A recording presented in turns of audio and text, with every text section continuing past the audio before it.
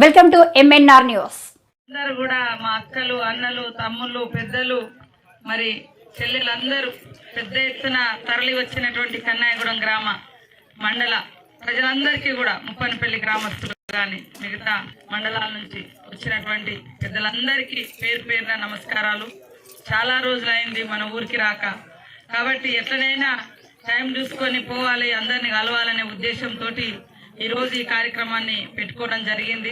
మరి అశేషంగా ఒక దిక్కు మిరప తోటలేరుడు, ఒక దిక్కు ఎండ అయినా కూడా మరి అందరూ బైకుల మీద ఏటూరు దాకా ఎదురొచ్చి మా అక్కలందరూ ఇక్కడ ఇళ్ల నుంచి కూడా వచ్చినందుకు పేరు పేరున మీ అందరికీ తలవంచి నమస్కారాలు తెలియజేస్తా ఉన్నాను.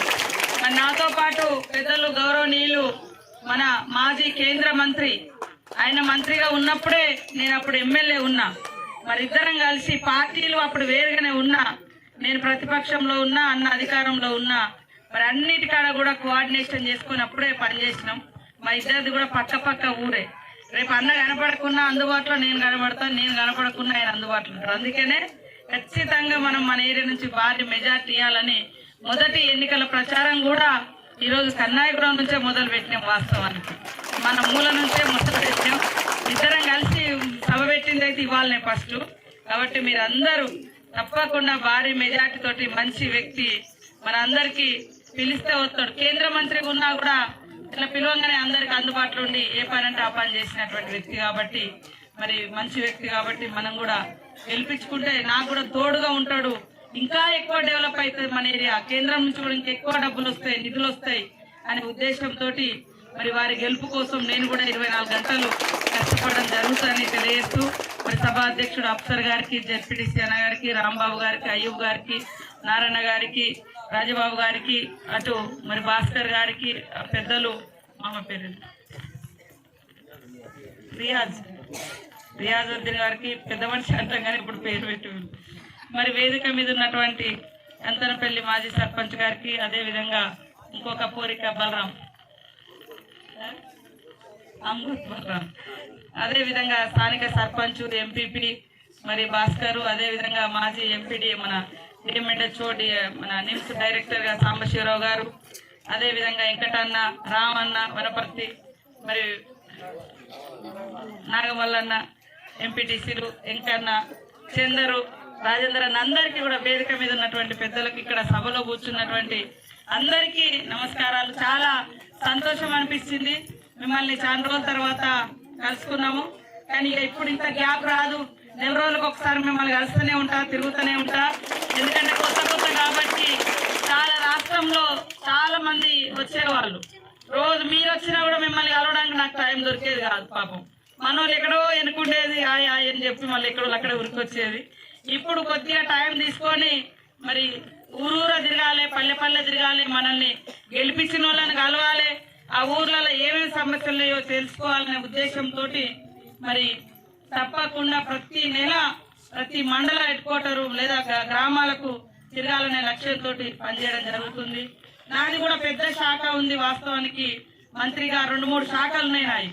దాంతో ఎక్కువ పని కూడా ఉన్నది. పంచాయతీ రాజ్ అంటే గ్రామాలలో మరి ఊడ్సుడు కాంచి మొదలు పెడితే పై దాకా జిల్లా దాకా అన్ని మంచినీళ్ళు, మహిళలు, వీళ్ళందరికీ కూడా చాలా పనులు ఉన్నాయి. మొన్న డాక్రా సంఘాల మహిళలందరూ హైదరాబాద్కి వచ్చారు కదా, అది కూడా ఆ శాఖ కూడా నేనే మంత్రిగా ఉన్నా. కాబట్టి కొద్దిగా పనులు ఎక్కువ ఉన్నాయి.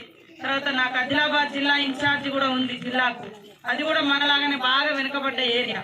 పాపం వాళ్ళను కూడా డెవలప్ చేయాలంటే మరి మనలాంటి వాళ్ళం తిరగగలిగేటోళ్ళము ఉండాలి. వాళ్ళ కష్టాలు కూడా తెలిసిన వ్యక్తిని కాబట్టి నేను కూడా వారానికో 10 రోజులకో 2 రోజులు అటు కూడా పోయాల్సి వస్తుంది. కాబట్టి కొద్దిగా గ్యాప్ వచ్చింది. కానీ ఇక ముందు మాత్రము మీకు ఆ అవకాశము గ్యాప్ రాకుండా ఎప్పుడు అందుబాటులో ఉండి కలిసేటట్టుగానే చేస్తానని తెలియజేస్తా ఉన్నాను.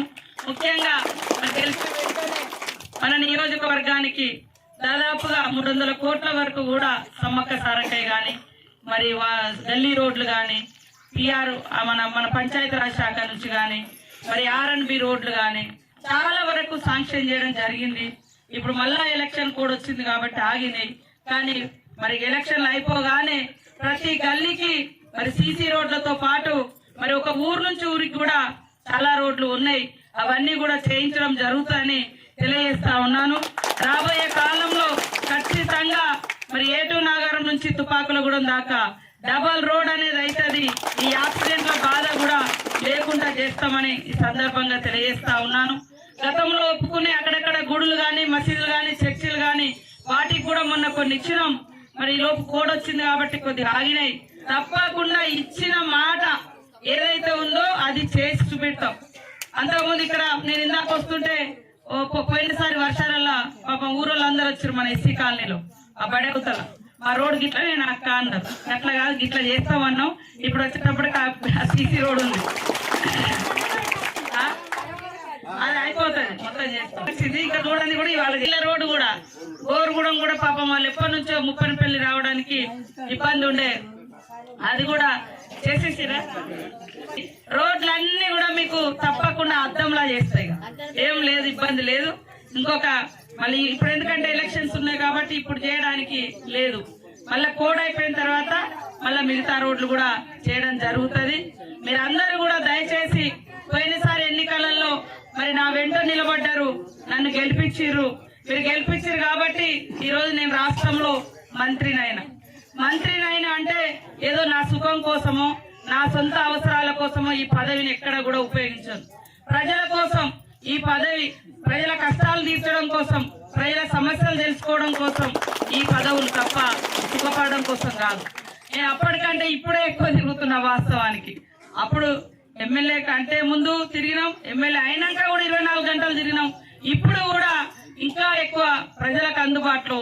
అప్పుడు మన నియోజకవర్గం వరకే తిరిగేది, కానీ ఇప్పుడు రాష్ట్రం అంతా కూడా తిరగాల్సిన బాధ్యత ఉంది. కాబట్టి